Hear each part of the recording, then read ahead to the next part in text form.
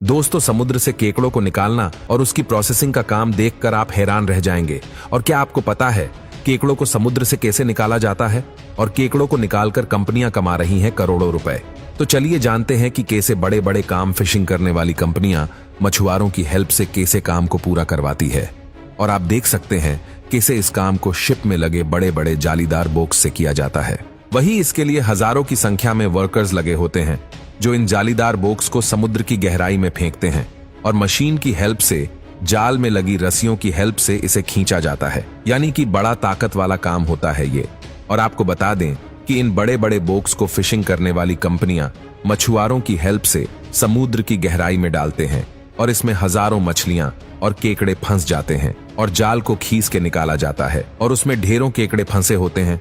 और उसके बाद उस बॉक्स को शिप में लगे एक ऑटोमेटिक कंटेनर में पलट दिया जाता है। इस तरह कई बार इस प्रोसेस को रिपीट करके लाखों की संख्या में इन केकड़ों को समुद्र से निकाला जाता है, जिसके बाद इन केकड़ों को एक तरह की बास्केट में रखा जाता है। वही केकड़ों को उनके साइज के अनुसार अलग अलग भी कर लिया जाता है और ये केकड़े छोटे से लेकर बड़े शेप में होते हैं और ये खतरनाक भी होते हैं। इसीलिए इन्हें अलग करने के प्रोसेस में वर्कर्स को हाथों में ग्लव्स पहनना जरूरी होता है। इससे केकड़े डंक नहीं मार पाएंगे और वही यह काम बहुत ही सावधानी से किया जाता है और साइज के अनुसार अलग अलग कर लिया जाता है। इसके बाद इन केकड़ों को शिप पर ही एक जगह फ्लो हो रहे पानी में डाला जाता है और ऐसा इसलिए किया जाता है जिससे इन्हें वॉश किया जा सके।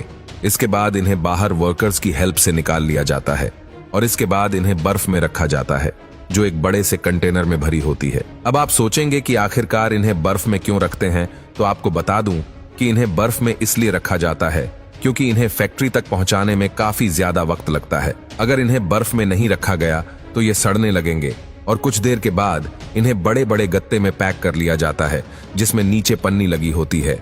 यानी इन केकड़ों को पैक करने के बाद पन्नी से ढक दिया जाता है, जिसके बाद गत्ते को सील कर दिया जाता है और वर्कर्स की हेल्प से इन्हें बड़े बड़े ट्रकों में भर दिया जाता है। फिर इन्हें फैक्ट्री में लाया जाता है और इसके बाद शुरू होता है इन्हें प्रोसेस करने का काम। और इसके लिए सबसे पहले वर्कर्स इन गत्तों को खोलते हैं और फिर इनमें से केकड़ों को निकालकर बड़े से कंटेनर में डालते हैं जिसमें बर्फ भरी होती है। इसमें केकड़ों को इसलिए डाला जाता है क्योंकि जरूरत के हिसाब से इन केकड़ों को प्रोसेस के लिए निकाला जा सके, क्योंकि इसका प्रोसेस काफी देर तक चलता है और केकड़े भी खराब नहीं होते। इसके बाद इन केकड़ों को थोड़ा थोड़ा निकालकर एक ऑटोमेटिक मशीन जिसमें कन्वेयर बेल्ट लगी होती है, इन केकड़ों की बाजुओं को दोनों तरफ से लॉक कर दिया जाता है और फिर इन्हें आगे बढ़ा दिया जाता है।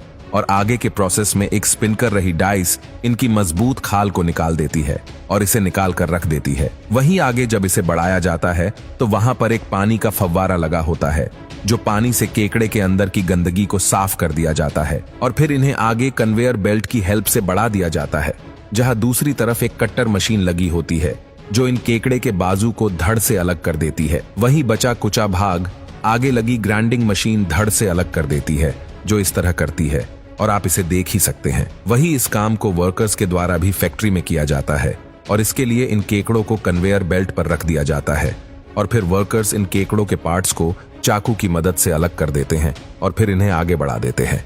जहां पर वर्कर्स के हेल्प से इनके पार्ट्स को अलग अलग कर लिया जाता है, अब उसे बास्केट में रख दिया जाता है और जब ये काम पूरी तरह से खत्म हो जाता है तो इन बास्केट में रखे केकड़े के पार्ट्स को पैक कर दिया जाता है और इसके बाद इन्हें पेपर के बड़े बड़े गत्ते में पैक कर दिया जाता है और फिर उन्हें टेप की हेल्प से सील कर दिया जाता है। अब जब ये काम खत्म हो जाता है तो वर्कर्स की मदद से इन बड़े बड़े गत्तों को एक जगह पर इकट्ठा कर लिया जाता है और आखिर में इन बड़े बड़े गत्तों को गाड़ियों पर लोड कर दिया जाता है और फिर इन्हें मार्केट में सेल करने के लिए भेज दिया जाता है।